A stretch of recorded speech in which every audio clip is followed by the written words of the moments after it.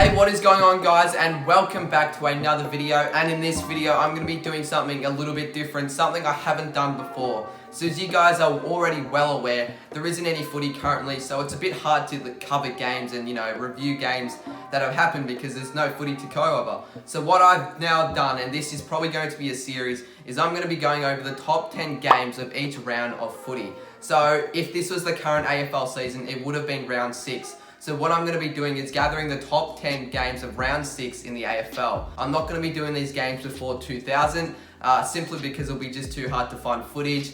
It'll be too hard to make a list of that many games. Hopefully I can turn this into a series, and let's just get straight into it. So at number 10 in the list, we have the Essendon versus Collingwood Anzac Day clash of 2019. So this is the most recent game in the list. Collingwood were 4 goals up at quarter time, but Essendon came back in the end, as we know. We know this game was notorious for the terrible umpiring decisions, which probably did cost the Bombers the game. Let's face it, all the holding the balls that weren't really paid. And yeah, it was a great game, a nail-biter, and Collingwood prevailed in the end to win by 4 points in an Anzac Day thriller. Probably one of the top 5 best Anzac games ever played. In number 9, we have the Bulldogs versus St Kilda thriller in 2010 at the Docklands. Up until this game, these two teams that were playing were really good sides. They faced each other in the preliminary final that exact same year. Unfortunately, I didn't get to go to the game. I remember watching on TV very well. It was a very extremely low-scoring game. I think St Kilda only managed 3 or 4 goals up until three-quarter time, and we had to come back from 23 points closing three-quarter time.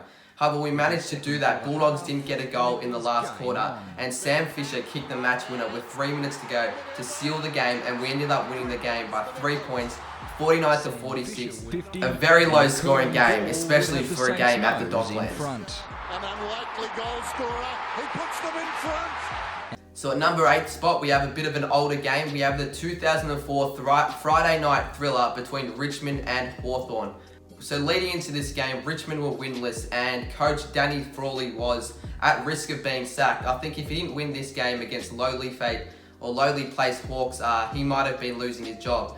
Up until during the second quarter, Richmond were up by 31 points. However, Hawthorn clawed back into the game, and it was close all last quarter. And with 2 minutes to spare, Tim Fleming kicked the last score of the game, which was enough to win the game for the Tigers by a point. Might be enough edge. The pocket and the Tigers are going to win. The huge cloud is lifted.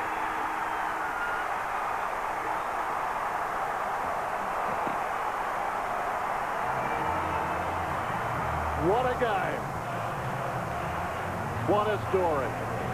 Coming in at number 7 is an epic contest between North Melbourne and Sydney in 2008 in the Docklands. Yeah, throughout the game, it was obviously a very tight contest, as all games are in this list. However, Sydney had the last 4 shots of the game, but weren't able to score a goal. Throughout this game, North were in front for most of it, but after a late Sydney surge, the game ended up in a draw, which was the first draw between these two teams recorded in history.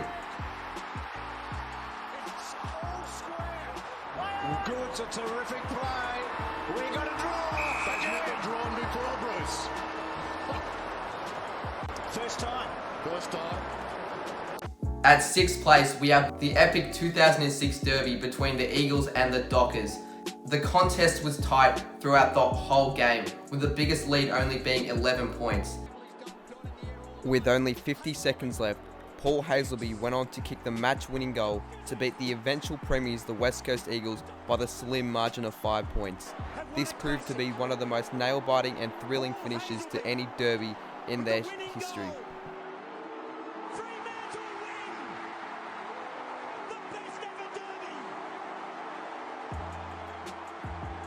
At number 3, we have the high-scoring thriller between Hawthorn and Carlton in 2009.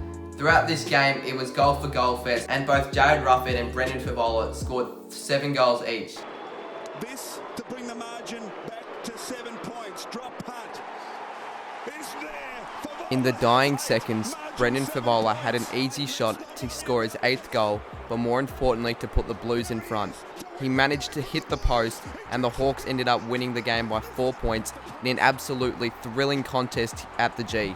Should hang on from here. It's a lovely kick, and Williams takes the mark.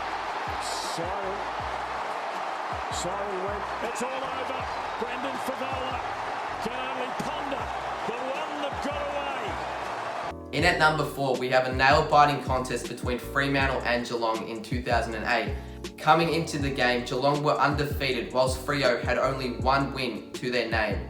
However, after trailing by as much as 39 points midway through the second quarter, Geelong, as they do best, found their way back into the contest and they found themselves in front in the last quarter. With less than a minute to go, 5-goal Matthew Pavlich found himself with a chance to kick his 6th goal, but more importantly, to put the Dockers in front.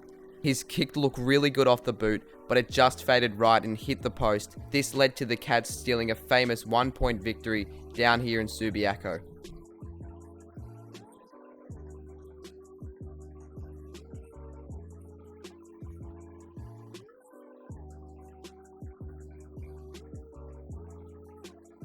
In at number 3, we have another thrilling contest, and this time it was between St Kilda and Brisbane in 2004. At 3/4 time up until this point in this match, St Kilda were 20 points up at 3/4 time.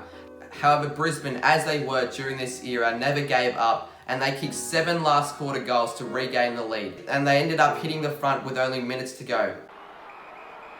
It was 5 points last year. It's 5 points. After a controversial point, Troy Schwartz kicked the match-winning goal with only seconds remaining to win the game for the Saints by only a point.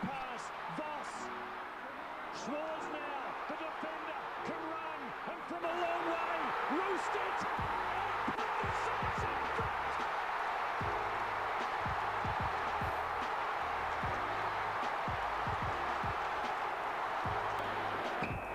Back to White.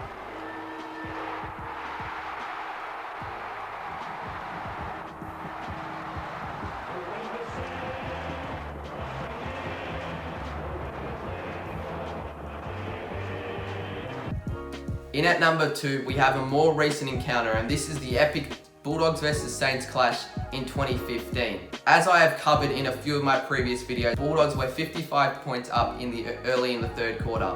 I was at this game, and at this stage I really just wanted to go home, but we decided to move from one end of the ground to the other, and from that point on, St Kilda surged back into the game, kicking 12 second half goals. Saints and Josh Bruce.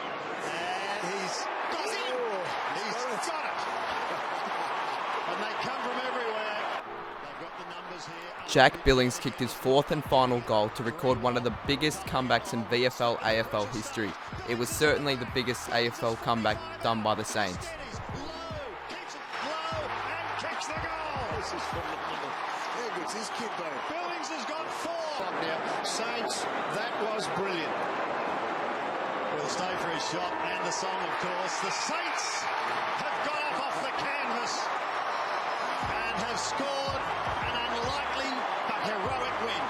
Now in first place, I have one of the most underrated games of all time. To be honest with you, I had no idea about this game at all up until making this video. But this is the 2004 thriller between the Bulldogs and the Kangaroos at Manuka Oval. This game had it all, as Bulldogs managed to pull off their greatest ever comeback of 40 points in a high scoring affair. However, it was all Bulldogs in the last quarter, as they were able to kick 7 goals to 1, and in the dying seconds, Brad Johnson kicked the match winning goal to win the game by a point in one of the most epic finishes to a game you'll ever see. Oh, no, it's still alive! No, yes, no, yes! Johnson! Miraculous! It is alive! Can you believe it? The Bulldogs are in front! So there we go, those are my top 10 games of round 6 since 2000. If you did enjoy the video, let me know down in the comments below, and let me know if you want to see more, because I'm planning on doing this for round 7 and round 8 and basically up until we get footy back. Let me know how you want to see these sort of videos formatted in the future, as I'll be happy to take any suggestions from you guys. Whether it be positive suggestions, whether it be negative suggestions, I don't mind. And I'm trying to now get 4 videos out in the coming weeks, so make sure to stay tuned for those. And yeah, thank you guys for watching, and I'll see you guys soon in my next video.